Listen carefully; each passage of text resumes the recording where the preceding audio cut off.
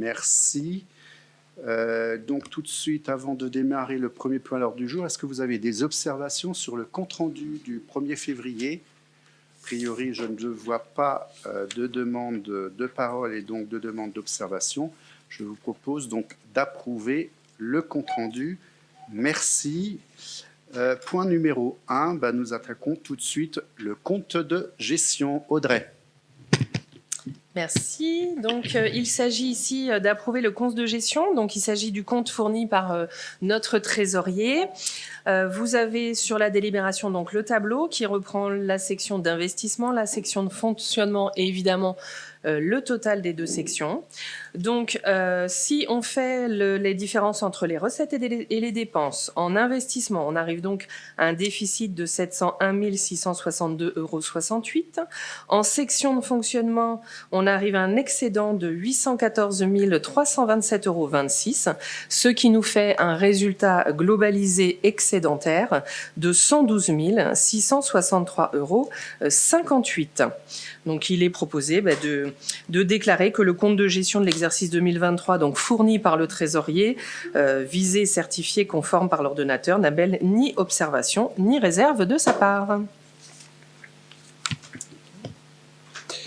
Merci. Est-ce qu'il y a des observations sur ce compte de gestion? Je n'en vois pas. Je le mets donc au vote. Qui s'abstient? Donc 1, 2, 3, 4, 5, 6. Qui vote contre? Qui vote pour? 23. Merci. Eh bien, je passe tout de suite la main pour le compte administratif 2023 et je dois, je crois, vous quitter. Tu dois t'en aller. C'est Bernadette.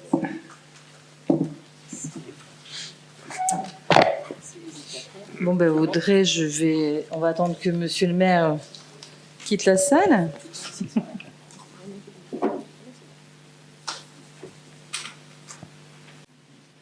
Bon, je vais donner la parole donc à Audrey Guitonneau pour présenter ce compte administratif. Je vais faire vite pour pas laisser monsieur le maire trop longtemps sous la pluie. Donc le compte administratif est le compte du coup de la commune. Nous vous avons fait un tableau de nouveau récapitulatif. Donc ça c'est ce que nous constatons, qui est évidemment les mêmes résultats que le compte de la trésorerie, hein, on est d'accord ensemble. Donc vous avez dans le tableau les résultats antérieurs en fonctionnement, en investissement. Donc ça, c'est ce qui s'est passé sur les années antérieures et qui est reporté ensuite. Vous avez les résultats de l'année où on retrouve bien les 814 000 en fonctionnement, les moins 701 en investissement de tout à l'heure. Et donc évidemment, ensuite pour la commune, nous cumulons les résultats antérieurs et les résultats comptables de l'année, ce qui nous amène, en faisant la différence entre le fonctionnement et l'investissement, à un total des générales à un peu plus d'1 500 000 €, auquel nous retranchons les restes réalisés de l'année pour 21 000 €. Et donc, le résultat disponible de l'année s'élève à 1 488 454,68 €, dont nous disposerons tout à l'heure pour affecter le résultat. Donc, il est proposé de donner acte à monsieur Hervauchon, le maire, de cette présentation, de constater que la comptabilité est identique par rapport au compte administratif, et de reconnaître la sincérité des résultats, des restes à réaliser, et de voter, arrêter les résultats définitifs tels que résumés dans le tableau, dans la délibération. Merci Audrey. Je propose de passer donc au vote. Il y a des questions, des observations à faire? Non, pas plus que ça. On va passer au vote. Donc, qui s'abstient? Donc, 6 abstentions. Qui vote contre? Qui vote pour? Merci. Oui, 22, parce qu'il y a un moins. Merci, on va pouvoir faire revenir monsieur le maire.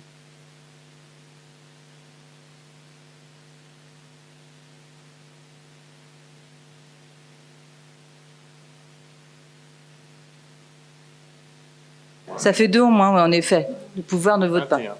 21. Tout à fait. Merci de l'observation.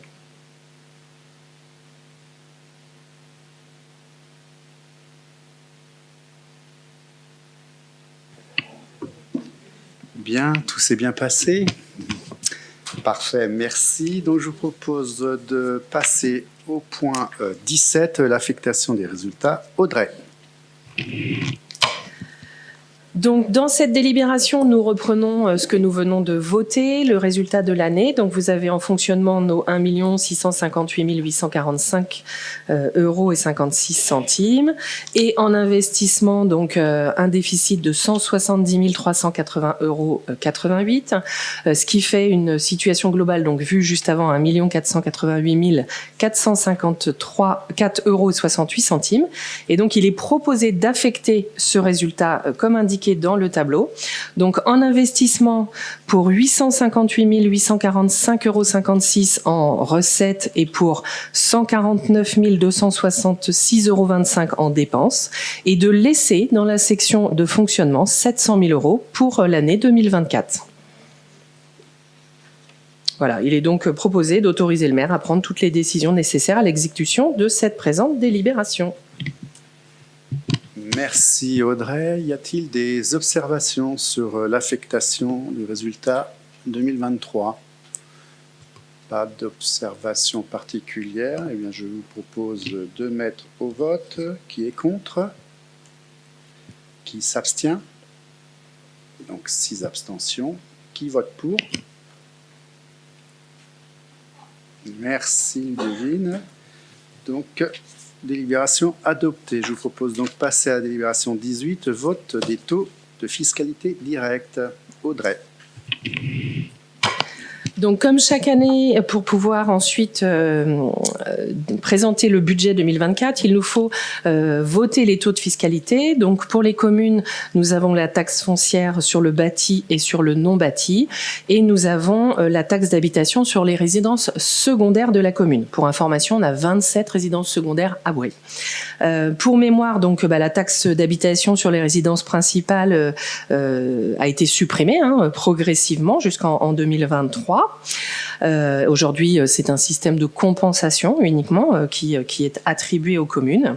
Et au vu des capacités financières de la ville et du souhait de continuer à rénover nos bâtiments, à investir, il vous est donc proposé d'augmenter ces taxes fiscales, de la manière suivante, donc de passer la taxe foncière sur les propriétés bâties à 44,26%, la taxe foncière sur les propriétés non bâties à 65,57% et la taxe d'habitation sur les résidences secondaires à 21,95%. Merci Audrey. Avez-vous des observations? Monsieur Épervier, je vous en prie. Oui, je vais essayer d'être court pour ne pas augmenter le temps nécessaire à l'étude du budget qui va suivre.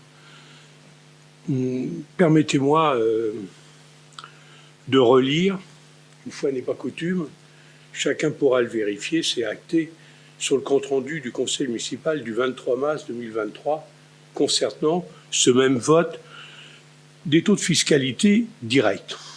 Le 23 mars 2023, donc il y a juste un an, lors du vote des taux de fiscalité directe locale, vous affirmiez, et ça a été validé, je cite 2 points, « Considérant le contexte économique difficile, la municipalité propose de ne pas augmenter les taux des impôts communaux afin de ne pas alourdir les charges reposant sur les contribuables. »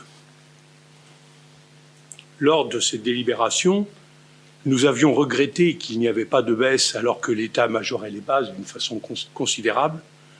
Nous étions abstenus, nous n'avions pas voté contre, parce qu'on avait considéré l'effort de la commune, qui ne correspondait pas à l'atteinte de nos souhaits, mais il y avait un effort.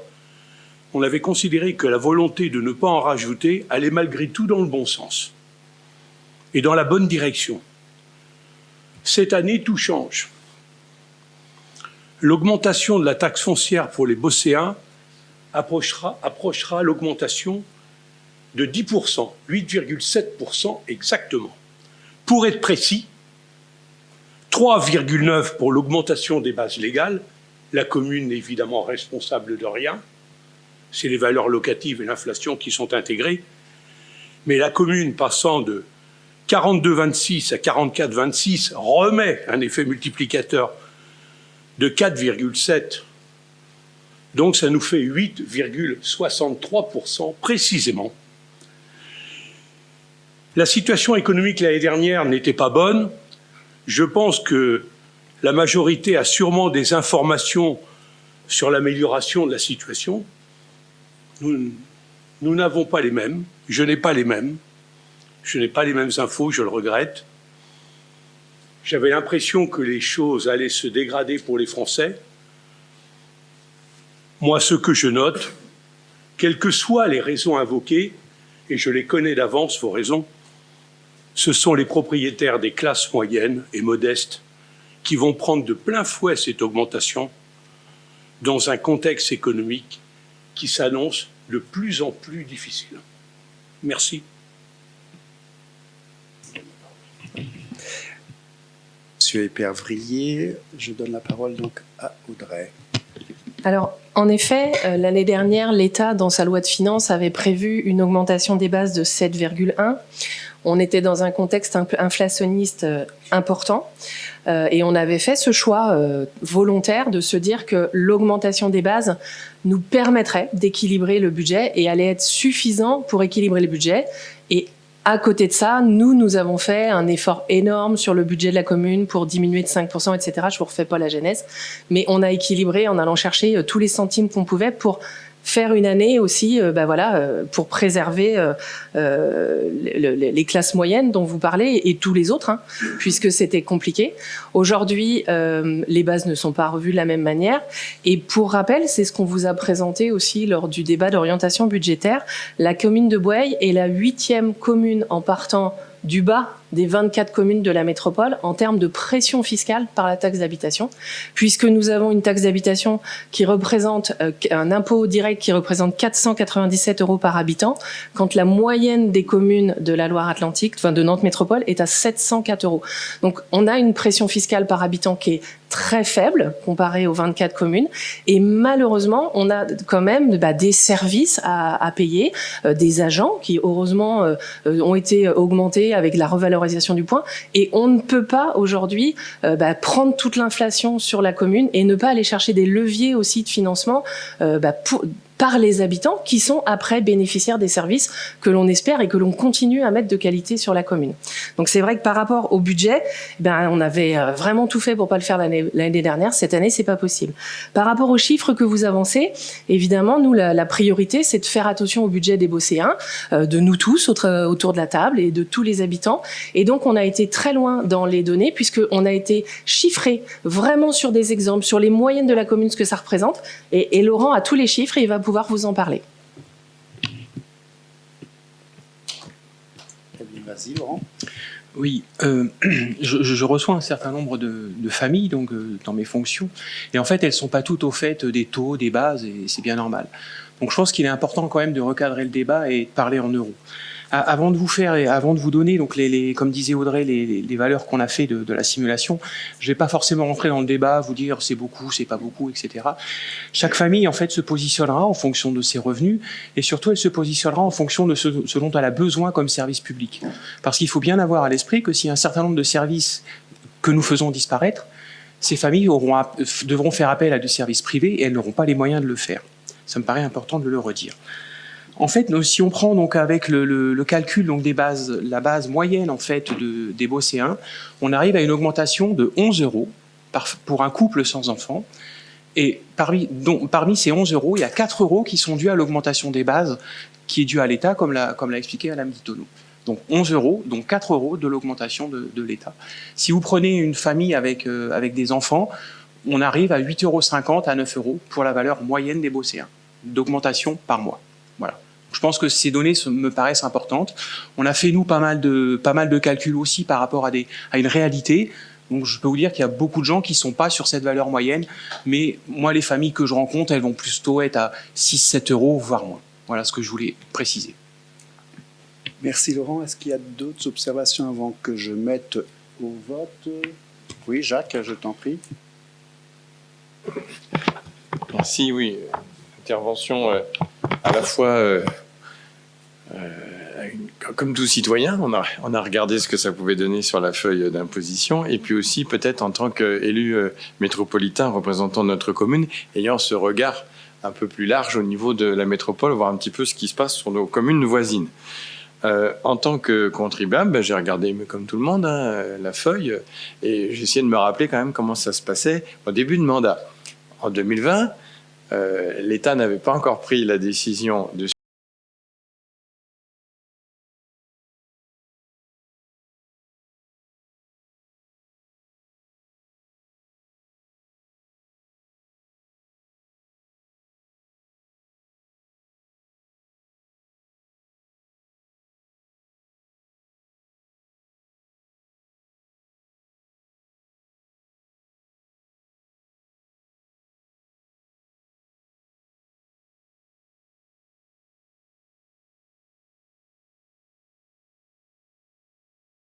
et puis une taxe d'habitation à 1000 et quelques. Il y avait 2200 de taxes à payer. Voilà, 2000.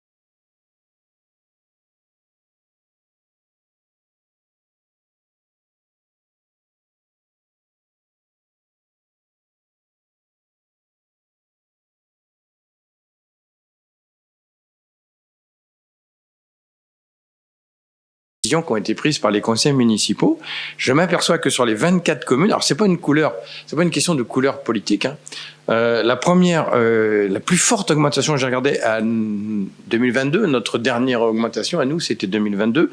La dernière, vous l'avez rappelé, c'est resté stable. En comparant 2022 à 2024, eh bien, dans notre métropole, c'est la commune de Vertou qui a une augmentation de son taux de 15,5. Ensuite, c'est la commune d'Indre, plus 10%. Après, c'est la commune de Carquefou, 9,5% d'augmentation du taux sur 2 ans.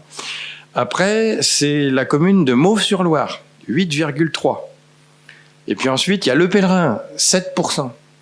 Et puis après, dans un mouchoir de poche, eh ben, il y a Boueil et Rezé avec 4,6 pour Rezé et vous l'avez rappelé, 4,7. Les chiffres sont, on a les mêmes chiffres, 4,7 décidés aujourd'hui donc par Boueil. Donc, vous voyez, voilà, quand on compare avec ce qui se passe ailleurs et quelle que soit la couleur politique, on peut voir qu'il y a des augmentations qui sont quand même des fois beaucoup plus fortes que celles que nous proposons. Donc, ça relativise quand même un peu la critique. Quelqu'un qui viendra me voir et qui dira je ne comprends pas que la taxe foncière augmente de 10%, je lui dirais mais attendez, il y a des communes où c'est plus que ça.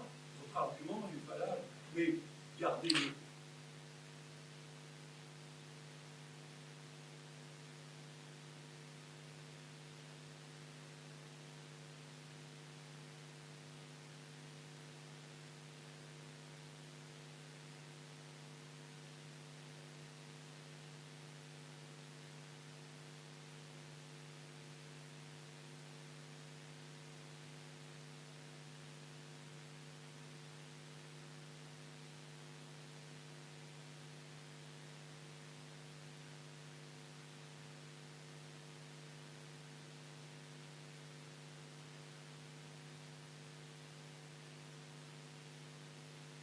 Bien. Après, on dit c'est beaucoup, c'est pas beaucoup.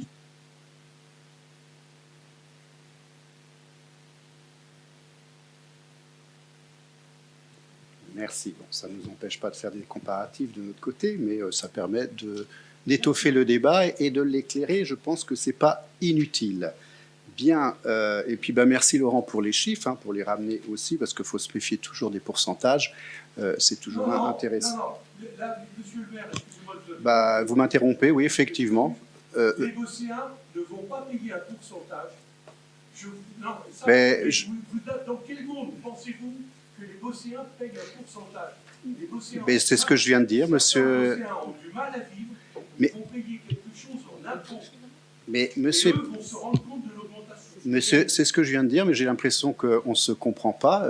Mais vous pouvez rajouter. Je viens de dire qu'il faut se méfier des pourcentages. On dit la même chose. Et c'est pour ça que c'était intéressant que monsieur Louvet nous ramène à ce que ça représente réellement en euros. Je pense que je dis la même chose. Si, C'est-à-dire un Bosséen qui va augmenter de 3 euros ou 6 euros. monsieur Pervier, on vous a... si, quand même. Quand même. Monsieur Pervier, vous n'êtes peut-être pas... Ça veut dire si je mettais 6 euros multiplié par le nombre de fiscalisables, je ne retrouve pas mon chiffre dans le budget. C'est par mois. Mais bon, bref. Monsieur Épervier, on vous a entendu, on a entendu vos chiffres, vous pouvez aussi entendre nos chiffres, entendre nos comparaisons, ça, voilà, bien. Eh bien, je vous propose, s'il n'y a pas d'observation, je vous propose de mettre ça aux voix. Monsieur Boujou, je vois que vous hochez la tête, vous voulez peut-être vous exprimer? D'accord, eh bien, c'est parfait, au moins, c'est parfait. Je mets donc au vote. Qui est contre? 6 voix contre. Qui s'abstient? Qui vote pour? Merci. Eh bien, je vous propose de passer au budget primitif 2024. Audrey. Alors, donc le budget 2024 s'établit pour la section de fonctionnement. Alors, je vais vous donner pas forcément tous les chiffres, mais les plus importants, au moins vous dire ce que ça représente et à quoi correspondent les lignes.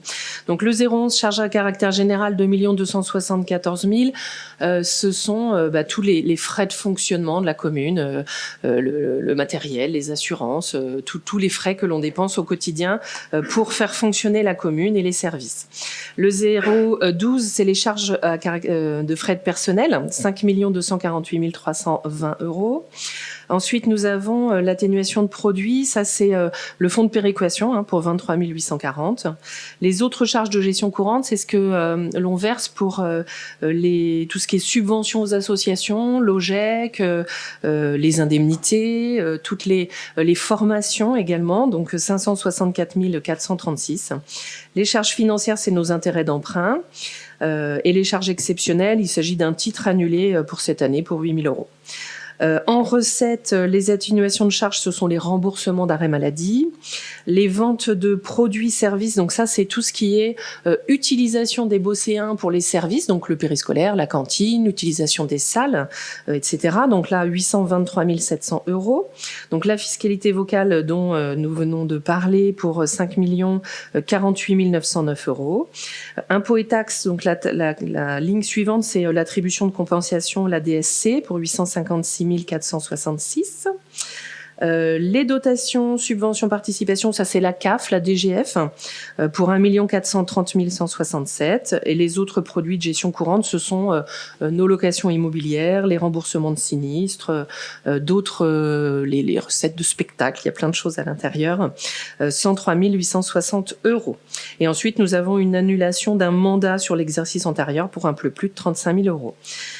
Viennent s'ajouter sur cette section de fonctionnement donc ce que l'on a voté précédemment, donc les 700 000 de résultats antérieurs et 2 écritures, donc 291 123 qui sert de virement à la section d'investissement et nos opérations d'amortissement, donc ça c'est vraiment une écriture comptable pour 550 000 €, ce qui représente une section de fonctionnement de 9 039 384 €. Vous avez ensuite la section d'investissement. Donc, les 4 premières lignes représentent tous les investissements de l'année, donc corporels, incorporels d'équipement et les immobilisations en cours, donc pour un peu plus de 1 500 000 € au cumulé. Ensuite, nous avons le remboursement du capital de notre emprunt pour 345 420 et en recettes en face, c'est rare d'avoir des recettes en emprunt, mais c'est un retour de caution pour 3 005 €. Nous avons des subventions, donc le remboursement échelonné de la subvention au département pour 120 000 € et les recettes en face que l'on a déjà, donc en reste à réaliser en DETR DSIL pour 248 700 €. Et les dotations, donc ça c'est l'affectation du résultat, donc on l'a sur 2 lignes, pour 149 000 € en dépenses et 1 53 000 € en recettes, c'est ce que l'on a voté tout à l'heure. La contrepartie de notre virement de section de fonctionnement et la contrepartie de l'écriture d'amortissement. Ce qui fait donc une section d'investissement pour 2 146 673 € et 56 centimes. Merci Audrey. Est-ce que vous avez des observations, des demandes d'intervention? Non. Est-ce qu'il n'y a pas d'intervention? Non. Bon, ben moi je vais faire quand même une intervention, mine de rien, voilà. Avant de mettre aux voix, suspense, mes chers collègues. Donc, moi ce que je voulais indiquer sur ce budget 2024, comme la plupart des communes, ça ne vous a pas échappé que depuis 2021, nous sommes quand même dans des années noires budgétaires, puisque vous le savez, il y a eu le Covid qui nous a mis en grande difficulté budgétaire, puisque les dépenses étaient plus importantes et les recettes n'arrivaient pas. Nous avons eu aussi l'explosion du coût des matières premières et de l'énergie. Cela se traduit d'ailleurs, mes chers collègues, par la douloureuse décision de reporter la construction du nouveau groupe scolaire Victor Hugo aux Ormeaux afin de faire face à l'explosion du coût de la facture de gaz, plus de 400%. Il fallait bien qu'on puisse y faire face et prendre cette décision. Alors l'année 2024 reste toujours sous forte tension budgétaire, puisque ça ne vous a pas échappé, le contexte inflationniste reste malgré tout toujours fort, moins fort que l'année dernière, mais toujours à un niveau élevé. Alors, grâce aux efforts réalisés par les services de la ville de Boueuil pour maîtriser les dépenses de fonctionnement, tu l'as dit Audrey, nous avons pu dégager un excédent de 1,4 million d'euros afin de le réinjecter pour moitié pour les investissements 2024. C'est ce que nous avons vu dans la délibération sur la réaffectation des résultats. Il faut souligner, mes chers collègues, que ces efforts pour contenir nos dépenses de fonctionnement à Boueuil sont remarquables. Le terme est pesé. En effet, nos dépenses de fonctionnement par habitant ont très peu évolué, seulement de 1,5% en 7 ans, soit la 3e plus petite évolution sur les 24 communes de la métropole. L'évolution moyenne des dépenses réelles de fonctionnement par habitant sur cette période, 2015-2022, est en moyenne de 4,9, pratiquement 5% pour l'ensemble des 24 communes. Vous voyez que nous avons un niveau de dépenses de fonctionnement par habitant qui a très peu évolué. Il faut quand même comparer, et quand on regarde les évolutions de fonctionnement par habitant, je prends un exemple, à nouveau, tu avais pris l'exemple de Vertou, c'est plus 16% en 7 ans d'évolution des dépenses de fonctionnement réelles par habitant. Alors, nous démontrons à travers ces éléments chiffrés que nous pouvons partager et que nous avons partagé, je crois, dans le débat d'orientation budgétaire, puisque ces éléments ont été remis à l'ensemble des membres du conseil municipal. Nous démontrons ici que les élus de Boueuil font preuve d'une gestion exemplaire dans le domaine de la maîtrise de ces dépenses de fonctionnement. Et j'en profite, monsieur le DGS, pour saluer les efforts consentis par nos services pour tenir chaque année cet objectif. Malgré cette bonne gestion de nos finances communales, nos besoins d'investissement sont très importants sur la fin de mandat. Ils ont été évalués au minimum à 2,5 millions d'euros, comme vous pourrez le constater dans la délibération suivante.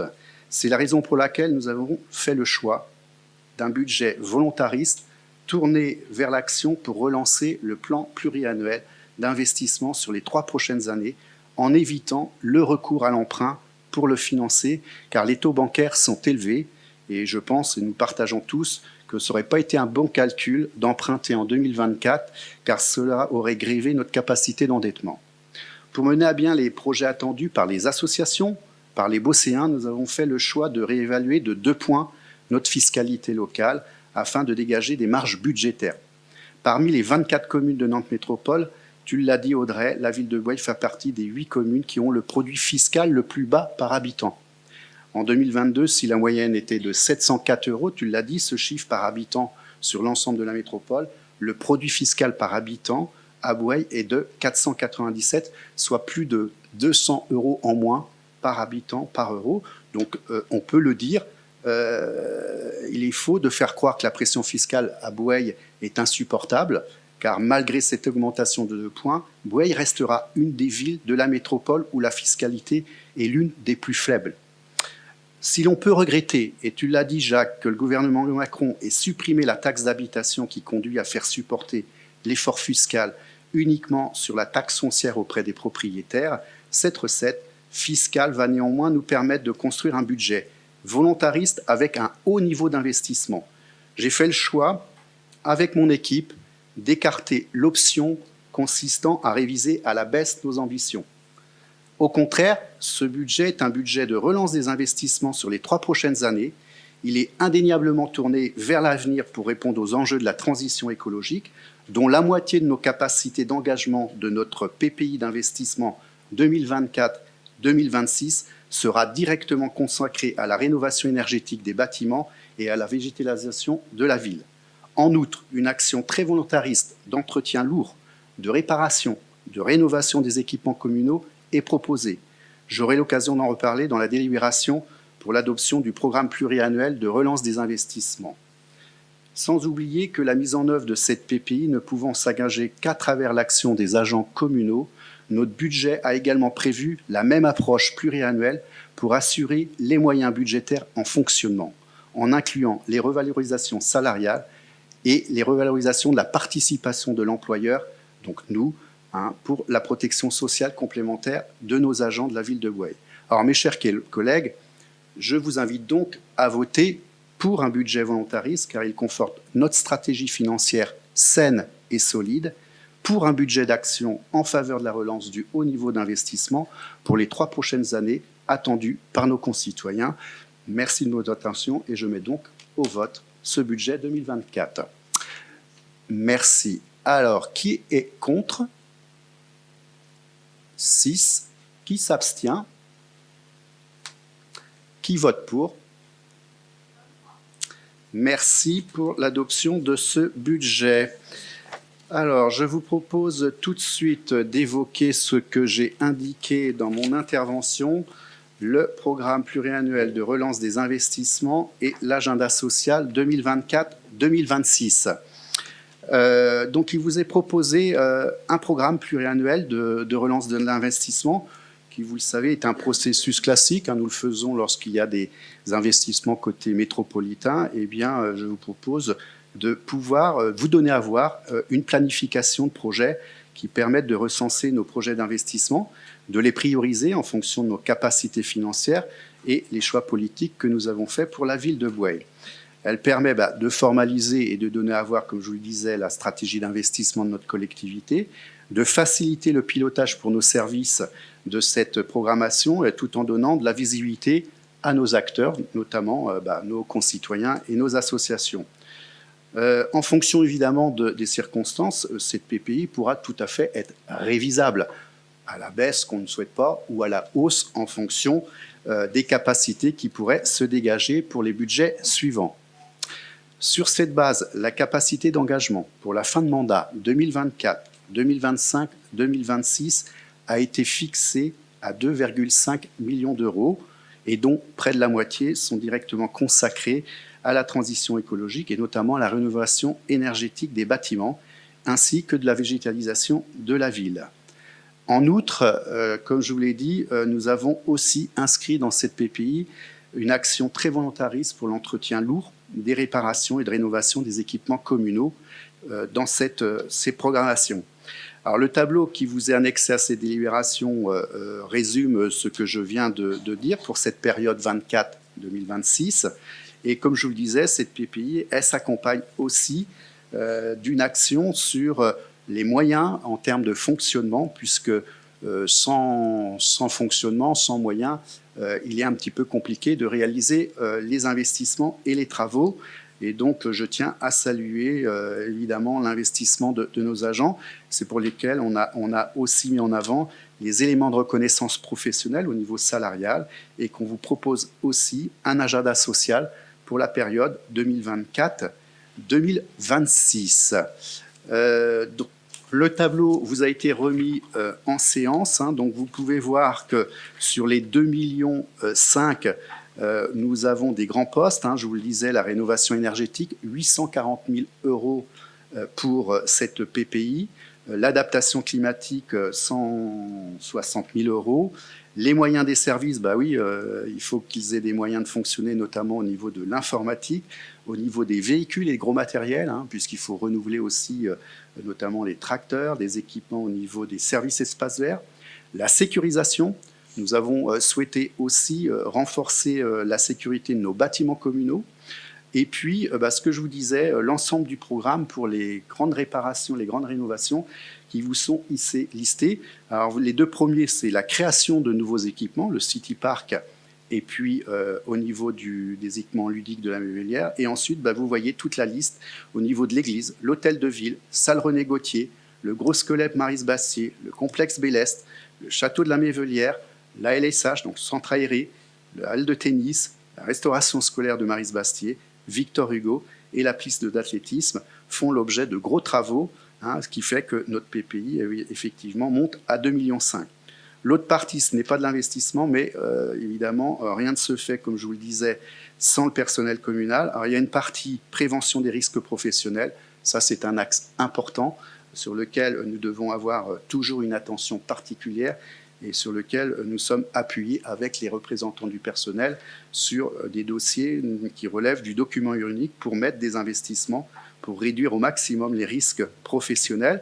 Et puis, vous avez l'enveloppe de 314 000 € qui correspond à la revalorisation indiciaire, la prime de pouvoir d'achat que je vous proposerai au prochain conseil municipal du 30 mai, la revalorisation de la participation employeur prévoyance, la revalorisation du régime indemnitaire et la mise en place anticipée de la participation employeur sur la complémentaire santé. C'est aussi des éléments d'attractivité. Vous le savez, la fonction publique aujourd'hui est mise à mal.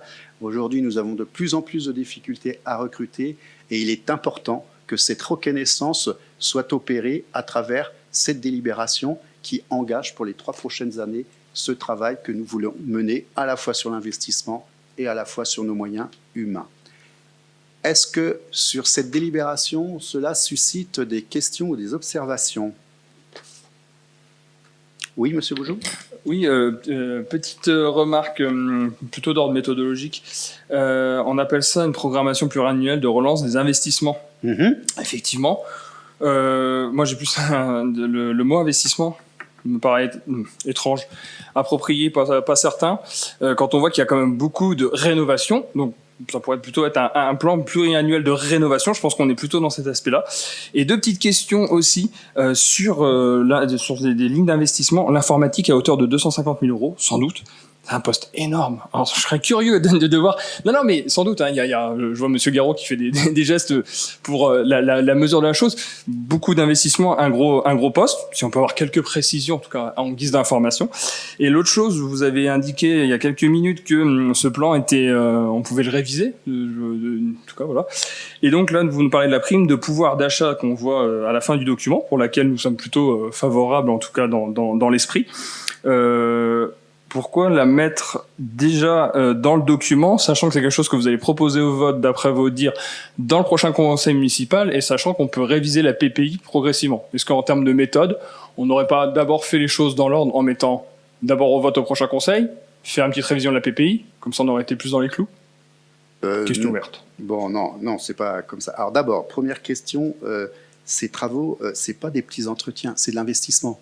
je parle sous le contrôle de mon adjointe aux finances, c'est donc c'est un budget d'investissement et donc je maintiens le terme investissement, c'est pas du fonctionnement. Hein. Non, je vous réponds à votre question. Alors, les créations, c'est ce que je vous ai dit. Les nouveaux investissements, je vous ai bien précisé, il y en a 2, City Park, Mévelière. Le reste, c'est des travaux. D'ailleurs, c'est ce qu'on met, hein, des grandes rénovations, puisque ça relève quand même de la typologie comptable investissement. Ça serait du fonctionnement, ça serait difficile, parce que s'il fallait taper sur la section de fonctionnement, on s'en sortirait pas. Donc c'est bien de l'investissement. Vous voyez bien que quand vous avez de la rénovation... Non, et puis de l'investissement. Quand vous avez 150 000 euros, c'est pas de l'entretien. Je suis désolé. Hein. Après, on ne peut pas laisser un bâtiment s'écrouler pour le Voilà. reconstruire, pour vraiment que ça s'appelle Voilà. un vrai investissement. Mais c'est pour comprendre. C'est de la grosse rénovation. Hein, voilà. Donc ça relève de l'investissement. Ensuite, après, voilà, moi je suis désolé, c'est comme ça que ça s'explique. Et ensuite, vous m'évoquiez par rapport à la prime de pouvoir d'achat. Oui. Oui. Ouais. Non, puisque tout ce que là on a fait, c'est pas forcément. Ce que je voulais dire, c'est revisable. D'abord, on n'est pas sur le niveau de d'euros. Ce qui est revisable, c'est surtout par budget, c'est-à-dire qu'on a voté le budget 2024. Là, je vous donne une projection sur 3 ans. Nous, ce qu'on espère, c'est que à la fin de l'année 2024, on ait la capacité à encore en faire plus et donc à proposer effectivement d'autres investissements qui sont réalisés. Donc là, on a été prudentiel, mais comme nous savons que nous allons adopter la prime de pouvoir d'achat, elle est tout de suite intégrée dans le tableau par anticipation, comme est anticipé, par exemple, lorsque vous voyez sur la ligne que je vais mettre 30 000 euros pour les véhicules. Pourquoi je vais attendre? Le vote, il se fera en 2025.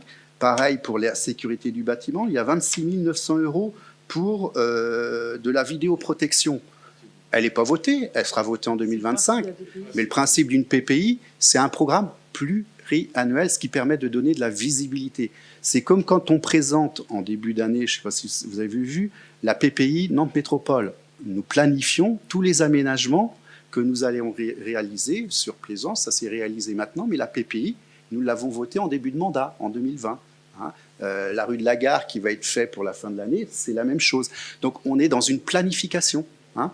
L'idée, c'est pas de dire on vous présente des choses qui vont être votées, c'est autre chose. Hein.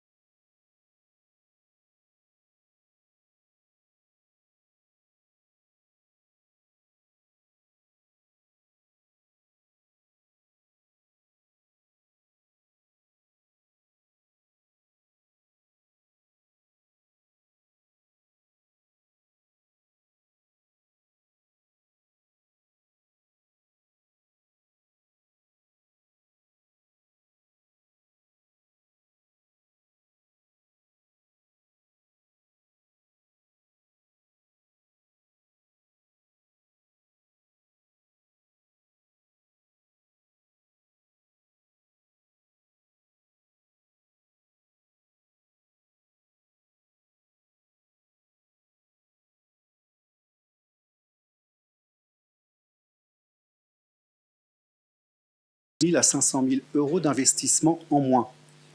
Donc, sur les 3 ans, donc sur les 2,5 millions, il faut nous dire qu'est-ce qu'on enlève en termes de travaux de rénovation ou en termes d'investissement ou en termes de reconnaissance salariale.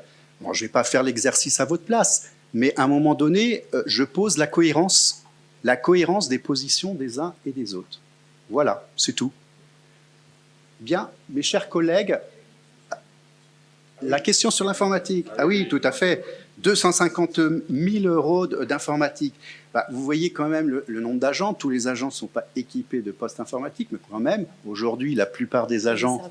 Et il y a tous les serveurs à changer. Et aujourd'hui, vous le savez bien dans le domaine, on n'est pas dans des durées d'amortissement de 10 ans, 20 ans. Le matériel informatique, il est vite obsolète. Les logiciels sont vite obsolètes.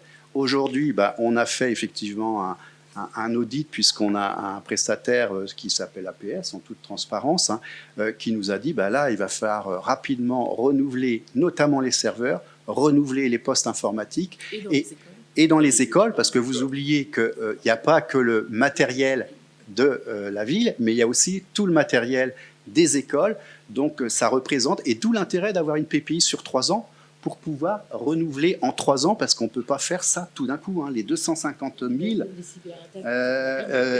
on l'a réparti, vous voyez, 100 000 en 24, 80 000 en 25, 70 000 en 2028. Et donc, c'est ça qui est intéressant, 2028, oui. 6. 26, oh, ah oui, non, 3 ans, ça suffit, c'est déjà pas mal. Donc, c'est ça qui est intéressant.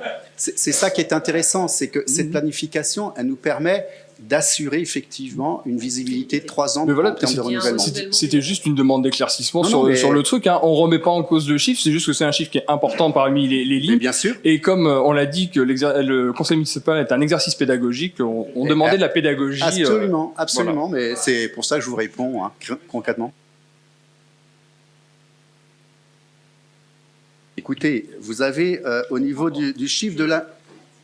vous avez... faire que les calculs d'augmentation de taxes, mais la meuvelière, je ne sais pas. Oui, c'est vrai qu'il y a un montage. Oui, il manque... le total n'est pas bon. Ah oui. Le total n'est pas bon, il faut rajouter 50 000. Donc vous voyez que la PPI est même un peu plus haute.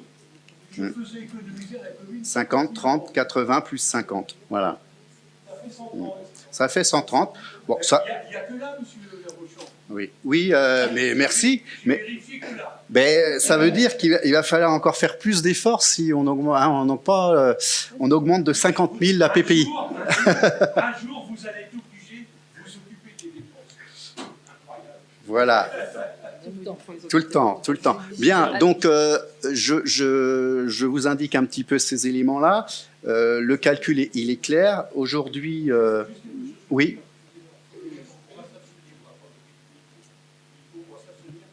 Parce qu'il y a quand même quelque chose. Nous sommes profondément pour.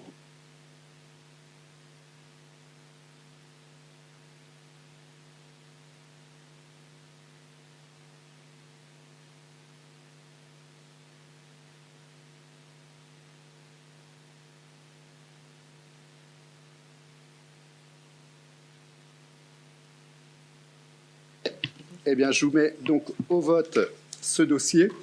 Qui est contre? Personne. Qui s'abstient?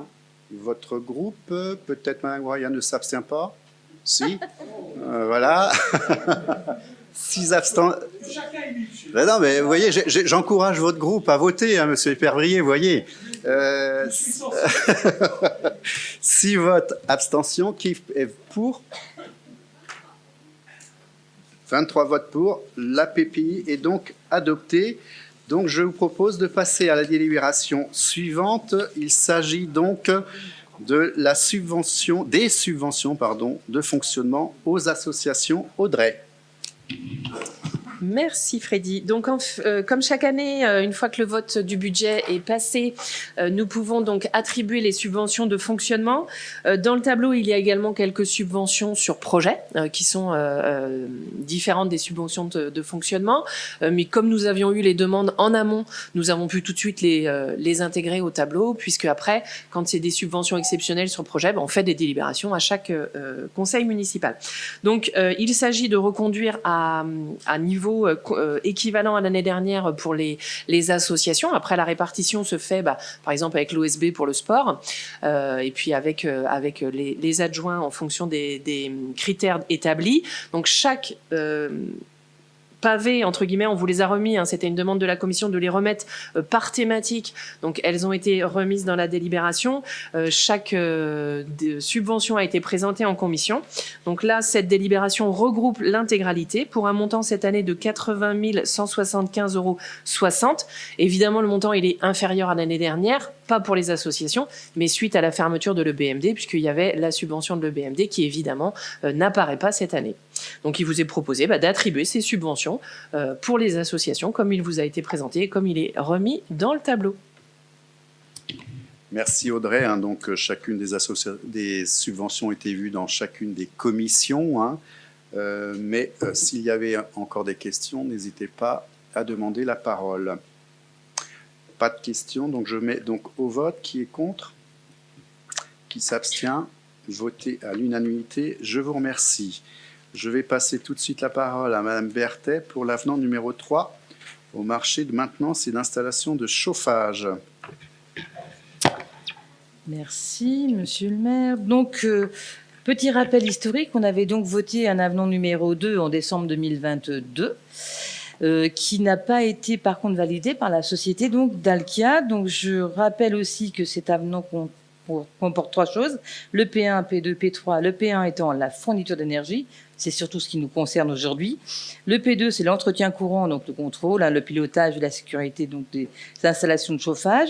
Et le P3, c'est donc les gros entretiens et le renouvellement donc du matériel. Ça peut être une chaudière par exemple. Donc l'avenant 2 n'étant pas valide, on a renégocié cet avenant 3. À savoir que le contrat d'Alkia est une durée de 9 ans et tous les 3 ans, il y a une clause de revoyure. Et donc en septembre 2022, 30 septembre 2022, fin du contrat pour les 3 ans, on devait repartir qu'en 1er octobre 2022 pour un montant pleine crise énergie. Vous vous rappelez de ça? L'Ukraine, on passait à des coûts de molécules qui étaient plus de 230 €. Donc, on avait négocié à l'époque, c'était avec Monsieur Garot, donc cet avenant, et on avait donc réussi à obtenir 141,82 € pour une année jusqu'au 30 septembre 2025. Sur ce, il y a eu une chute depuis donc du coût de la molécule. Et on avait quand même laissé une petite ligne, nous, entre les deux, qui permettait quand même de revoir. Bon, Dalkia n'étant pas d'accord, on a renégocié fortement, avec avocats interposés. On a trouvé un accord amiable, et avec l'appui aussi de Nantes Métropole, pour obtenir quand même une tarification à 68 € la molécule à partir du 1er janvier 2024. C'est quand même une grosse négociation, et nous sommes fiers de ça. Et au bout de ça, notre but, c'est de partir dans le groupe d'achat de Nantes Métropole. Donc au 30 septembre, évidemment, 2025, avant on est évidemment lié à Dalkia. Voilà les clauses. Alors, on a redéfini quand même quelques petites choses à l'intérieur. On a aussi retoiletté, c'est-à-dire qu'il y a des logements qui ne sont plus dans le contrat. Le logement de 1 rue de Nantes, évidemment, il y avait le motoclub parce que vous voyez bien la démolition qu'il y a. Et le 3 bis place de Bois-Jacques, c'est le logement qui est en location au-dessus du pôle technique. Donc voilà, la commission, je laisse au maire le vote. Si vous avez des questions, n'hésitez pas. Oui, tout ça a été vu en commission en détail, mais toujours pareil, s'il y a encore des questions et des observations, n'hésitez pas à demander la parole. Si ça vous semble clair, je mets donc au vote. Qui est contre? Qui s'abstient? Qui vote pour? Merci. Ensuite, donc, la convention de partenariat avec la mutuelle des cheminots, la MCRN. Je laisse la parole à Madame Leblévenec. Oui, tout à fait. Donc, en 2020, la ville de Bouaye a engagé une démarche visant à proposer aux Bosséens ainsi qu'aux agents de la commune un dispositif de mutuelle complémentaire communale, dans un objectif d'améliorer l'accès aux soins des habitants, renonçant trop souvent à souscrire à une couverture santé en raison de tarifs trop élevés. C'est ainsi que la mutuelle, intitulée Mutuelle des cheminots de la région de Nantes, MCRN, a été retenue après une phase de consultation. Son offre ayant été jugée la meilleure au regard des conditions tarifaires et de garantie sur les prestations essentielles, telles que l'optique, dentaire et médecine générale. Une convention de partenariat entre la ville de Boueil et la MCRN a donc été conclue sur la période de 2020 à 2023. Le partenariat avec cette mutuelle donnant satisfaction, il est dès lors proposé de le renouveler pour une nouvelle période de 3 ans, donc allant de 2024 à 2026, aux mêmes dispositions et conditions que le précédent. Donc la convention est ainsi que son joint à la présente délibération. Il est proposé au conseil municipal, au vu de la commission jeunesse, aînés, solidarité du 12 mars, de poursuivre la mise en place d'une couverture santé proposée aux Baussins et aux agents de la commune, de retenir la mutuelle MCRN en tant que prestataire de mutuelle complémentaire communale et d'autoriser M. le maire à accomplir toute formalité se rapportant à cette affaire et notamment à signer la convention de partenariat jointe à la présente délibération. Voilà. Merci Nicole. Donc c'est un dossier que nous connaissons, hein, puisque l'idée Oui. c'est de renouveler le contrat pour les 3 prochaines années. Je ne vois pas de demande de prise de parole. Je mets donc aux voix qui est contre, qui s'abstient. Voté à l'unanimité. Je vous remercie. Délibération suivante. Donc il s'agit de la création d'une commission extra-municipale dénommée Commission citoyenne bosséenne. Et je laisse tout de suite la parole à Monsieur Garot. Et oui, nous sommes engagés depuis déjà bon nombre d'années en faveur de la participation des Bosséens dans la vie de leur commune. Cette participation citoyenne, elle prend plusieurs formes. Ça va des fois de simples réunions d'information, mais ça va aussi jusqu'à des processus de co-construction. Elle varie aussi en fonction de la temporalité des projets. Parfois, c'est une instance permanente. La plus ancienne que nous ayons créée, c'est le Conseil des sages. Il a été créé dès 2008 et il est toujours actif. Il se renouvelle tous les 3 ans et il produit un certain nombre de recommandations et de travaux. Et puis au-delà du Conseil des sages, qui est permanent, nous avons des commissions, on va dire ad hoc, en fonction des sujets. Dans le mandat précédent, il y a eu l'élaboration d'un agenda 21. On a eu également, en ce moment, nous avons en cours la préparation du premier projet sportif communal, avec là aussi la participation des citoyens qui sont intéressés. Nous avons... Il n'y a pas très longtemps, oui, également, il y a le travail sur l'accessibilité qui intègre aussi des associations et des personnes en situation de handicap qui veulent travailler sur ce dossier-là. Nous avons travaillé de façon participative l'AMI Cœur de Bourg avec bon nombre d'ateliers. Lorsque nous avons élaboré aussi le schéma de la Mévelière, il y a eu des ateliers dans cette salle pour définir ce qu'allait être le contenu finalement de ce parc. Et puis récemment, notre collègue en charge de la politique cyclable, Xavier Vinet, a aussi mené des ateliers pour élaborer notre second schéma vélo. Donc vous voyez, ça, c'est assez permanent, mais on veut quand même aller plus loin. C'était un des engagements de campagne. Alors comment aller plus loin avec le code des collectivités, le code général des collectivités territoriales nous permet, dans son article L 2143.2, de créer une commission extra-municipale. Donc nous proposons 3 objectifs et 3 collèges pour composer cette commission. Les 3 objectifs qui seraient assignés à cette commission, c'est de mobiliser le maximum de nos citoyennes et citoyens autour des plans d'action pluriannuels que nous adoptons au conseil municipal. Et j'ai souvent cette expression de dire que c'est pas, on les adopte pas pour après caler le bureau du maire. C'est vraiment pour que ça vive. On en avait parlé avec Monsieur Bougeot. Là, il faut que nos concitoyens ils s'en saisissent. Il faut qu'on les acculture, bien entendu, à des schémas qu'ils ne connaissent pas forcément. Puis après, qu'ils puissent exercer leur droit de contrôle et qu'on voit que tous les ans, ces schémas soient vraiment mis en œuvre. Donc il y a le plan guide Cœur de Bourg. Je me suis résumé seulement à ceux que nous venons d'adopter durant ce mandat. Donc l'AMI Cœur de Bourg, le schéma directeur de végétalisation et le schéma communal de Roux, les 2 derniers ayant été adoptés le 1er février, donc tout récemment. J'ai mis des petits points parce qu'il peut y avoir d'autres choses à suivre. Peut-être que le projet sportif communal peut aussi être un jour suivi par cette commission extra-municipale. Deuxième objectif, c'était dans nos engagements de campagne. Nous avons mis comme projet de créer un budget participatif. Dans le budget 2024 que nous a présenté Audrey, il y a une enveloppe de 20 000 € réservée pour l'instant. Elle n'est pas encore affectée, bien sûr, mais elle est réservée pour pouvoir transformer cet engagement en réalité.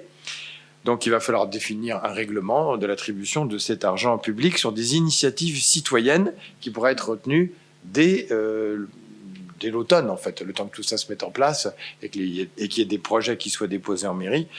On pense que ça peut être raisonnable d'imaginer au dernier trimestre un vote au conseil municipal pour l'attribution des projets qui seraient retenus. Et enfin, troisième objectif, celui-là on l'a situé plutôt à partir de 2025, d'organiser une journée d'action citoyenne. Vous avez peut-être vu ça dans diverses communes. On mobilise autour d'un thème, d'un sujet, d'une action, le maximum des habitants pour qu'ils soient associés. Il faut que ce soit des choses qui ne soient pas dangereuses, hein. Il ne faut pas mettre en danger la sécurité des gens, mais Marie-Pierre travaille là très prochainement à une grande collecte des déchets dans les chemins qui va dépasser en ampleur ce qui a pu être fait, parce qu'il y a plus de circuits, et il y a plus d'associations qui vont être associées. Donc c'est vers ce type d'action que nous pourrions aller, et on a un magnifique terrain de jeu qui s'appelle la Mévelière, donc il y a de quoi faire pour mobiliser nos concitoyens. 3 collèges, majoritairement un collège de citoyens, donc je vais redonner la parole après peut-être à monsieur le maire ou à notre directeur général des services pour voir comment nous allons procéder pour le composer, ce collège des citoyens de façon paritaire, 15 hommes, 15 femmes. On a imaginé tirer au sort sur les listes électorales en excluant sur la liste, on pourrait tomber sur un d'entre nous et on ne peut pas être là à plusieurs titres, donc on exclura bien sûr les élus municipaux si on doit être tiré au sort. Le collège des élus réduit pour que justement la place des citoyens soit prépondérante. Le maire, l'élu en charge de la souveraineté, donc votre représentant, et un élu pour chaque groupe. Donc on peut déjà dire que pour notre groupe a été évoqué en commission, je crois que c'est Ludivine, et je ne sais pas si vous avez fait remonter... Ah, ça y est, monsieur, je n'ai pas le nom moi, mais c'est madame Canac qui va donc représenter le groupe Ensemble Décidons Boueil. Et enfin, un troisième collège que nous allons pouvoir constituer à partir de demain, en leur écrivant, bien sûr, des associations, des structures citoyennes qui ont une sensibilité justement dans tous ces domaines où nos comportements doivent évoluer. On pense au Conseil des sages, on pense à l'équipage, à Tous au jardin, à l'association Place au vélo, mais ce n'est pas limitatif, simplement on s'est dit qu'au maximum c'est 10 personnes et un maximum de 2 par personne. En commission, il a été bien dit qu'il faudrait éviter de reprendre des personnes qui ont été tirées au sort, bien sûr. Voilà pour donc il s'agit d'adopter la création de cette commission, de désigner nos 2 collègues pour les 2 groupes, donc Madame Canac et Madame Oudelier, et de tirer au sort. Mais alors là, on ne sait pas, est-ce que la technique va suivre? Je vous propose d'abord de voter la délibération Voilà. et nous ferons le tirage au sort après. Oui. Monsieur Bougeot.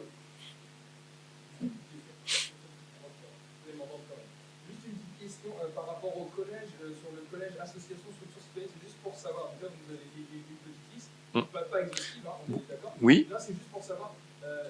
En fait, toutes les associations vont être contactées à un moment donné Oui. pour expliquer la démarche et pour se dire volontaire ou non. Je ne pouvais pas le faire avant le vote du Conseil, donc on va le faire là, dans la semaine qui vient. Oui. C'est ça, il y aurait de manière. Bien sûr, en leur disant, vous pouvez nous envoyer mes 2 membres maximum. Oui, enfin, vous voyez, il y a quand même une orientation vers des associations qui sont engagées sur la citoyenneté pour nous accompagner dans tout ce qui est un peu changement de comportement, dans les déplacements, dans la gestion des déchets, c'est un peu l'esprit, quoi. Je rappelle que le collège est limité à 10 représentants, hein, donc effectivement... c'est un peu les spécialistes. Voilà. L'idée, comme effectivement, l'enjeu, c'est quand même orienté sur la transition écologique. On a déjà pointé les quelques associations qui pouvaient nous apporter des éléments, mais évidemment, la liste n'est pas exhaustive. Hein, d'accord. On avait aussi pris la remarque de Mme Mario par rapport à l'idée que s'il y avait un élu qui était tiré au sort, bien évidemment, il ne pouvait pas être retenu dans le collège citoyen. Hein. Et idem pour les associations. Ah, c'est ce qu'on a écrit, hein, collège des citoyens, ni être élu au sein du conseil municipal. Voilà. Est-ce que sur cette délibération, avant de mettre aux voix, il n'y a pas d'autres observations? Et puis après, je vous propose de procéder au tirage. Eh bien, qui est contre? Qui s'abstient? Adopté à l'unanimité. Je vous remercie. Alors, nous allons procéder tout de suite au tirage au sort. Donc, nous utilisons le même logiciel lorsqu'il faut tirer les jurys d'assises. Alors, votre attention quand même, parce que c'est pas aussi automatique que ça. Le logiciel n'a pas le critère pour cocher la parité homme-femme. Or, on vient de délibérer pour qu'il y ait 15 hommes, 15 femmes. Un logiciel sexiste. Voilà, donc si on met... voilà, vous voyez, comme quoi 250 000 euros, mais pour ce critère-là, ça devrait se faire pour moins cher que ça. Par contre, donc, ce qui nous oblige, parce que si on sélectionnait un nombre de 30, probablement, on n'arriverait pas à la parité. Donc, on va en sélectionner 50, ce qui fait qu'on a les 15 premiers hommes et les 15 premières femmes. Comme ça, on sera sûr d'avoir la parité. Donc, ça va se faire rapidement. Grégory est à la manœuvre. On va sélectionner donc tri. Le nombre, le nom de la liste, hein, voilà. Voilà. Voilà. Alors, désolé, on a une panne pour le vidéo derrière, hein, mais voilà. Donc ça oblige à Yannick, à Gonaël, à Yannick de se tordre un petit peu le cou. Oui. Attends, bah, change de place avec moi. Ouais. Ah, merci Audrey. Pour pouvoir lire les noms. Voilà, alors, les critères sont sélectionnés. Allez, on y go.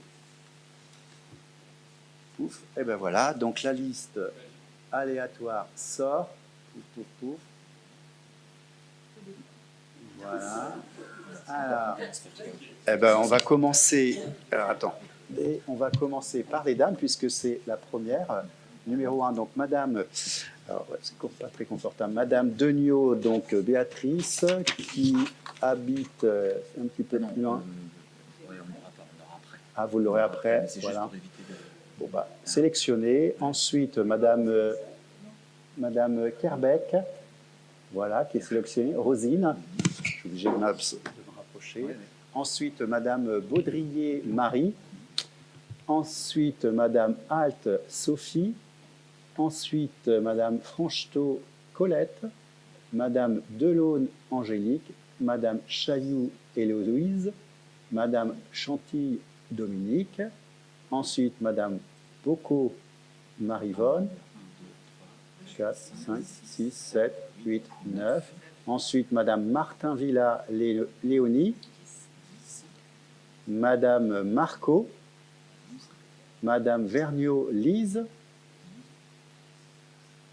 Madame Houdelier, mais c'est pas mal, Bérangère, c'est pas Ludovine, donc c'est bon. Madame Tanguy Elsa, Madame Le Gallou Julie, Et ça fait 15. Voilà pour les femmes. Alors, ce que je fais, c'est que je retire de la liste à partir de Madame Morantin. Voilà. Et donc, on va voir à l'écran que je supprime. Ah, il faut Je retire de supprimer la liste toutes les femmes après. qui étaient dans la liste à suivre. Non. On a testé la méthode cet après-midi, compte tenu qu'on n'avait pas le critère parité. Parce qu'après, on va faire un extrait. Il ne faut pas qu'elle soit gardée dans la liste. Voilà. Et donc, je Supprime. Voilà. Et donc, on a bien gardé les 15 à partir de Madame Le Gallou et Alors là, on va Madame faire Degnaud. les hommes. Alors ensuite, les hommes. Donc, Monsieur Marais Gilbert, Monsieur Misière Christian, Monsieur Vérec Nicolas, Monsieur Chay Emmanuel, Monsieur Gèche Joël, Monsieur Mamet Mathieu, Monsieur Maroc Michael, Monsieur Arnaud Valentin, Monsieur Rosier Arnaud, Monsieur Philippot Antoine, Monsieur Duchet Luc, Monsieur Thibault François, Monsieur Matteau Olivier, Monsieur Louet Régis, Monsieur Vernier Corentin, et ben voilà. Et donc on va supprimer uniquement les hommes. Voilà. Et tout là. Voilà. Supprimer. Voilà. Et après, on fait tout de suite l'extraction de la liste des 30, qui est paritaire. Je te rends ta place. Merci Audrey. Parce qu'il y a Oui, mais l'incrémentation n'est pas... voilà. Ok, super. Voilà, eh bien, écoutez, c'est quand même rapide malgré tout, même par rapport aux modalités que nous avions avec tirage, avec urne, pour ceux qui se souviennent de cette méthode. Ben, merci. Donc le tirage, donc, on va écrire évidemment à ces 30 personnes pour les inviter à venir siéger dans cette commission citoyenne bosséenne. Merci à vous. Je vous propose donc de passer à la délibération suivante, toujours Jacques Garot, pour la dénomination d'une venelle et d'une place. Et oui, il s'agit d'emplacements de domaines municipaux.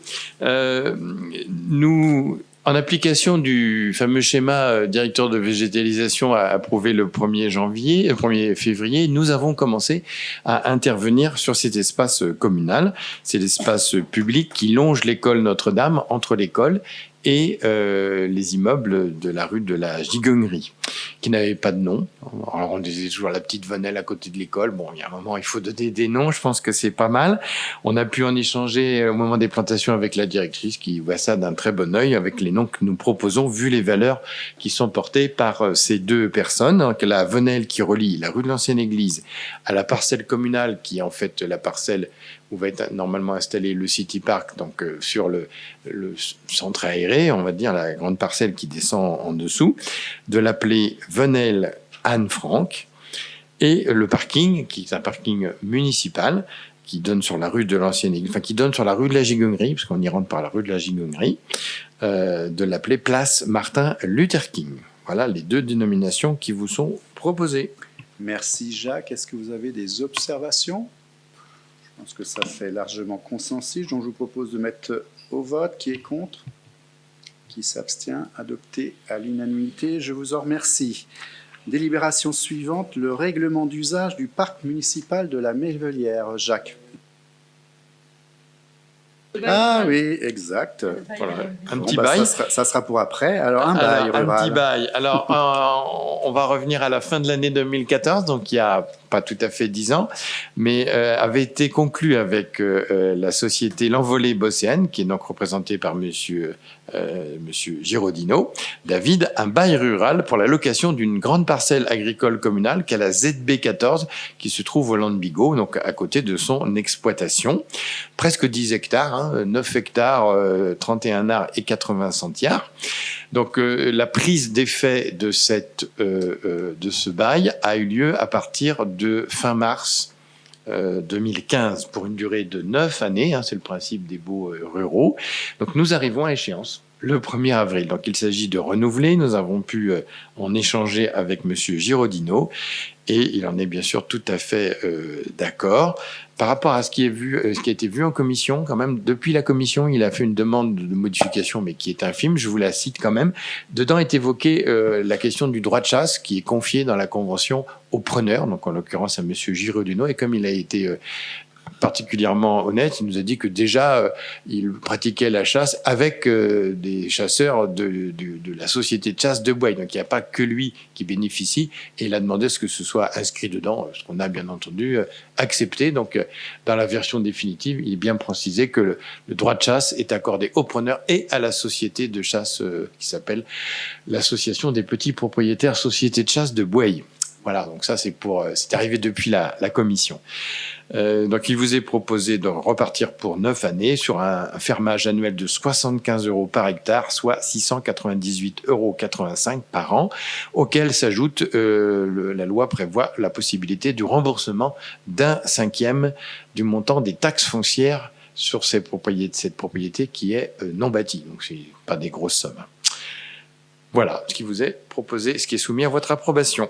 Merci Jacques et merci de cette précision, puisque nos amis les chasseurs nous rendent bien des services, notamment à travers les sangliers, puisque cette association, d'ailleurs, nous la reconnaissons, puisque dans les subventions au fonctionnement, nous leur apportons une aide, je crois que ça a été de 480 €, puisqu'il y a une convention qui est financée en fonction du nombre de battus, du nombre de sangliers abattus.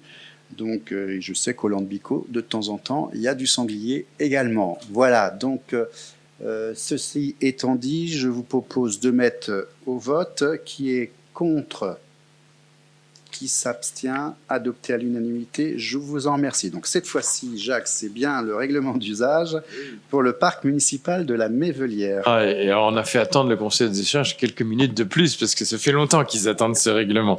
Le parc, comme vous le savez, je crois qu'il a ouvert ses portes en 2017, donc on arrive aux 7 années qu'on appelle l'âge de raison, hein, au bout de 7 ans. Et ça fait déjà quelques temps, plusieurs années même, que le Conseil des sages réfléchit, nous suggère d'adopter un règlement pour mieux réglementer les usages et éviter des conflits, des mésusages. Il faut que ce parc de la Mévelière puisse profiter aux Bosséens en toute sécurité et dans le respect de chacun.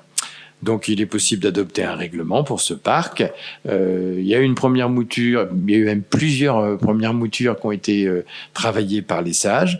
Nous avons également consulté les usagers par un comité de pilotage de tous ceux qui pratiquent à la Mévelière en tant que structure ou qui ont des liens avec la commune. Hein. Je pense au jardin d'été, à notre apiculteur aussi qui a une convention avec nous. Et puis le swing golf, la pêche, enfin tous ceux qui agissent à l'intérieur de la Mévelière. Ils l'ont relu, ils nous ont fait apporter des corrections, nous l'avons relu en commission, il y a également eu quelques petites modifications en commission. Donc aujourd'hui, on a un document qui est stabilisé, je vous le relis pas. On a voulu qu'il soit simple, court et simple. Donc court, il fait un recto, verso et une demi-page, et il y a 5 articles. Donc, simplement, il y a des dispositions régionales. On traite de la question de l'accès, hein, pour bien préciser que les véhicules motorisés ne sont pas permis dans la Mévelière, sauf vraiment des véhicules de service. La circulation est traitée. La question des activités particulières, hein, pour chaque activité existante aujourd'hui. Et sur le respect des milieux, là, il y a un certain nombre d'interdictions qui sont précisées, parce que nous avons parfois des comportements ou des demandes, parce que des fois, il y a quand même des gens qui sont corrects, qui demandent quand même à la mairie, mais des demandes un peu bizarres, traverser l'étang à la nage, etc. Enfin, par exemple. Donc là, c'est cadré par ce règlement. Merci pour ces éléments. Est-ce qu'il y avait des questions, hein? Le règlement a été vu en commission, vu avec les sages et vu aussi avec le comité de pilotage des usagers que nous avons réunis. Donc, je pense qu'il a quand même été bien étoffé, bien relu, mais il peut toujours y avoir des oublis. Mais je ne vois pas de demande de précis, Monsieur Bougeot. Oui. Évidemment. Oui, on va travailler sur ça. C'est le but. Hein. On va l'afficher, puis renforcer la signalétique par quelques pictogrammes sur ce qui n'est pas autorisé pour que tout de suite ça alerte. Oui, il faut l'afficher. Si c'est pas affiché, on ne peut pas demander d'appliquer le règlement, ce qui nous permettra pour les gardes-pêche, notre police municipale, la gendarmerie, de pouvoir éventuellement de rappeler à l'ordre de règlement et si ça ne va pas, jusqu'à un procès verbal, si évidemment les choses peuvent s'envenimer. Hein, donc c'est important qu'il soit affiché. Ceci étant dit, je mets donc aux voix. Qui est contre? Qui s'abstient? Adopté à l'unanimité. Je vous en remercie. Délibération suivante, Madame Berthet, l'application de la loi APER. On a déjà parlé en fait de ces délibérations aussi au mois de décembre, mais par contre 2023 cette fois-ci, je change d'année. Vous avez proposé donc des cartes, vous savez, sur les réseaux de chaleur et les zones d'accélération, hein, les ombrières et l'éolien, entre autres, la méthanisation et les solaires en toiture. On a donc fait aussi la concertation qui était obligatoire, donc du 15 janvier au 31 janvier donc 2024. On l'a fait donc sur le site de la mairie et donc à l'accueil de la mairie et on n'a eu aucune contribution. Donc ça, c'était l'obligation, 0 contribution. On sent qu'on parle beaucoup d'écologie, mais c'est bien dommage qu'on ait eu 0. Moi, j'ai trouvé ça, j'étais un peu déçue en tous les cas. C'est mon avis très personnel, mais je vous le dis. Donc, suite à ça, quand même, il faut que, bon, les cartes, on les avait approuvées déjà en décembre, donc il n'y a pas de changement, hein, structurel en tous les cas. Et donc, ces cartes vont être déposées donc, à la préfecture, parce que ça nous donne quand même des droits, toujours, hein, à des financements éventuels. Si on ne dépose pas ces cartes-là, si on ne passe pas ces délibérations, on n'aura jamais d'aide là-dessus. Donc, sur le solaire, les ombrières, ça nous concerne. Sur le solaire en toiture, ça nous concerne. La méthanisation, évidemment, non. Et l'éolien, non. Donc voilà, je voulais donc vous passer maintenant la délibération. Je te laisse le soin. Merci. Donc, délibération importante. Des questions, hein. Bah, je sais pas, oui, n'hésitez pas. Hein. S'il n'y a pas de questions, je n'en vois pas. Je vous propose de mettre aux voix. Qui est contre? Qui s'abstient? Adopté à l'unanimité. Je vous remercie. Toujours Madame Berthet, au niveau donc du personnel par rapport au centre de gestion de la fonction publique pour la prévoyance des agents. Oui, donc là, c'est la loi qui nous rattrape et c'est très bien. Hein, c'est pour la protection quand même sociale de nos agents. Vous savez que dans le privé, on a le droit à une mutuelle payée par vos employeurs et que dans le public, il n'y a pas d'obligation. Et l'obligation, donc, vient et tombe et on en est ravis. Donc, au 1er janvier donc 2025, il y aura donc l'obligation d'avoir la prévoyance qui couvrira donc les frais d'indemnité journalière en tous les cas. Et donc, au 1er janvier 2026, ça sera pour la mutuelle santé. Donc, suite à ça, donc, il est important quand même de s'appuyer sur des gens qui ont la technicité que nous n'avons pas dans nos services. Et donc, c'est important que... Donc, qu'est-ce que je voulais dire? Excusez-moi, je m'y perds, mais je veux pas. Le centre de gestion de Loire-Atlantique, oui, se charge de faire ses études et a fait donc tout un travail avec 4 autres centres de gestion des Pays de la Loire. Et il se propose donc de piloter, d'organiser et de faire tout ce côté juridique et donc de mettre en concurrence toutes les assureurs. C'est quand même hyper important. Et ils ont donc donné leur accord aussi pour que le maire donc puisse donc donner leur mandat. Il fallait que ça passe en assemblée générale au centre de gestion. Et c'est bien passé au centre de gestion aussi au mois de décembre de l'année dernière. Après, je pourrais vous donner plus d'explications si vous en voulez. Si vous avez des questions, je suis évidemment à votre disposition. Mais c'est vraiment pour leur donner le mandat afin de mettre en concurrence tous les assureurs. Et là, au niveau de 5 centres de gestion, ça devient vraiment intéressant. Il y a une force de frappe, quoi, qu'on n'a pas. Merci. Oui, effectivement, il y avait aussi la possibilité avec Nantes Métropole, mais il était intéressant qu'on puisse mettre en concurrence avec un centre de gestion qui couvre quand même toute la région Pays de la Loire. Hein. Donc, ça va nous permettre de comparer les offres pour offrir les garanties et les prestations les plus intéressantes pour nos agents. Oui, je t'en prie. Mais...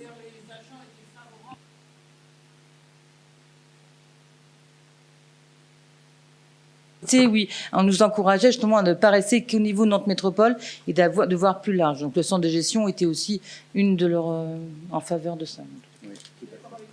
Oui, tout à fait. Merci. Est-ce qu'il y a des demandes de parole? Oui, je vous en prie.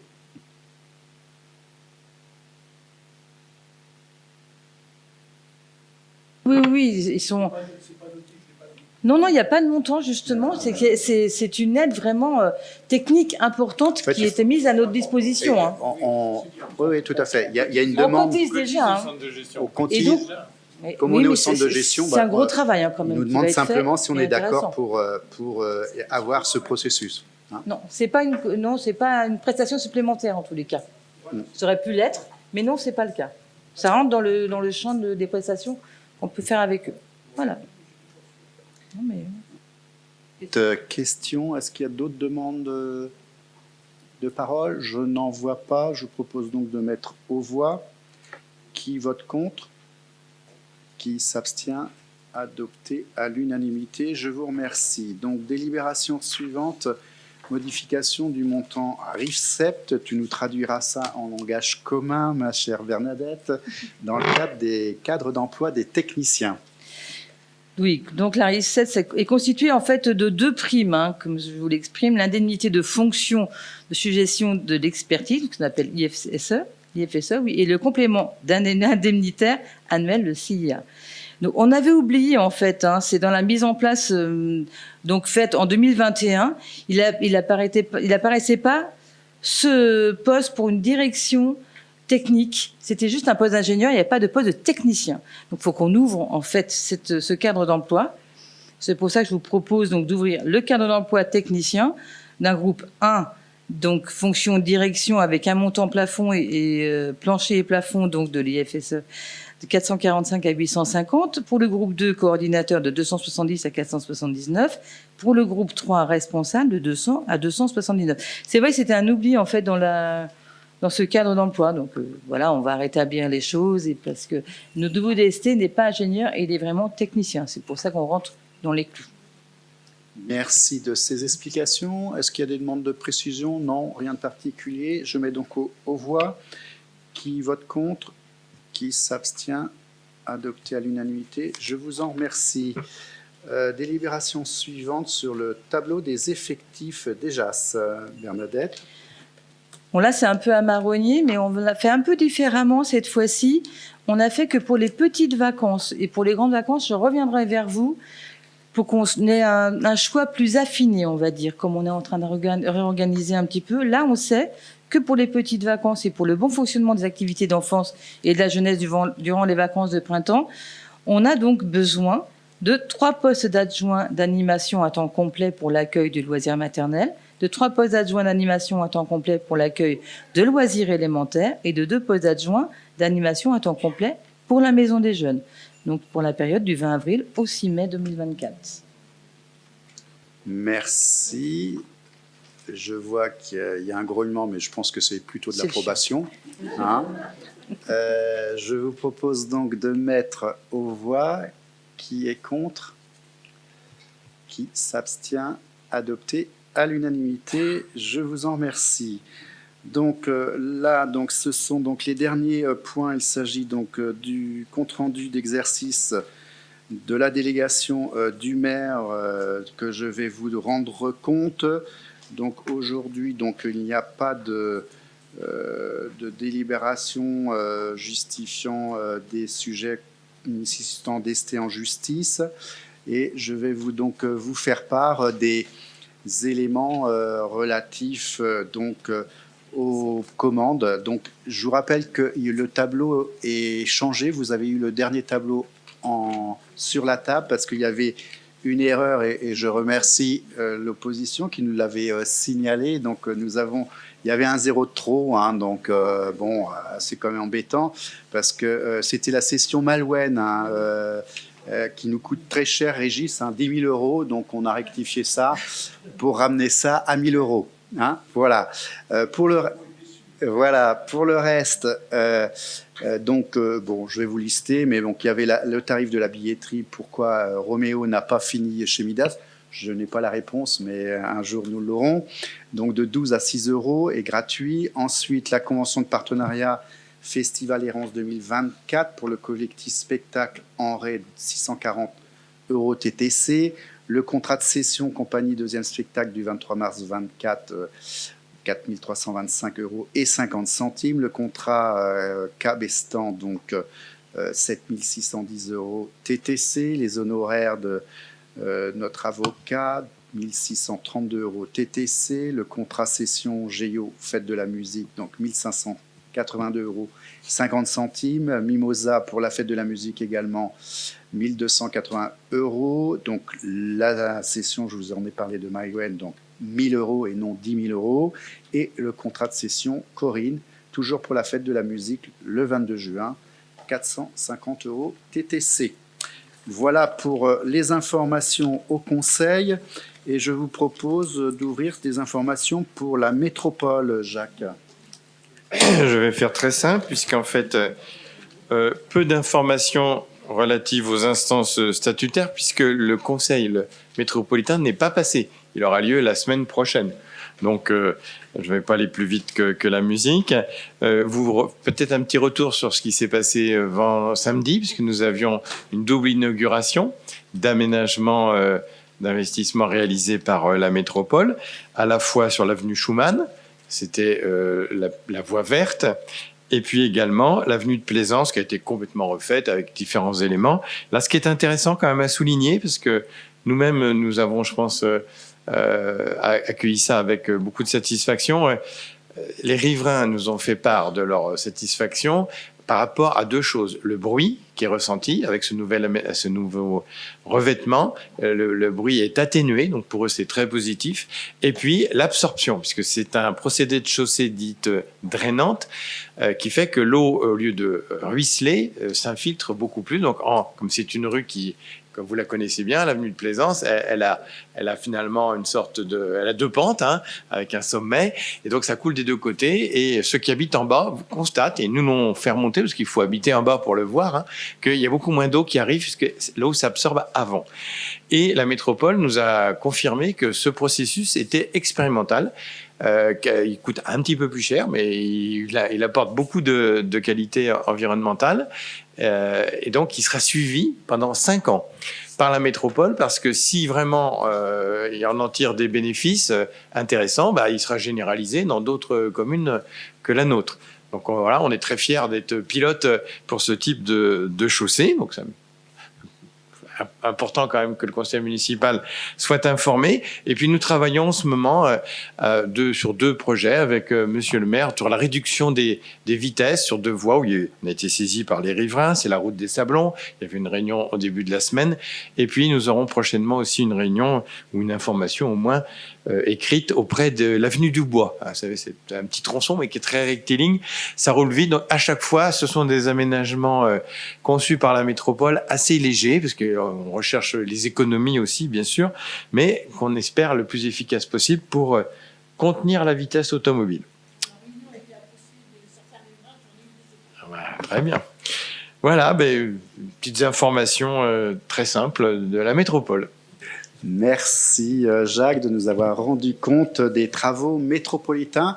Je vous propose de lever la séance, mais avant, s'il y avait des questions du public d'intérêt général, n'hésitez pas à demander la parole. Je ne vois pas de main levée. Eh bien, je vous remercie. Au revoir. Bonne soirée. Bonne Pâques. Oui, joyeuse Pâques, effectivement. Oui, oui.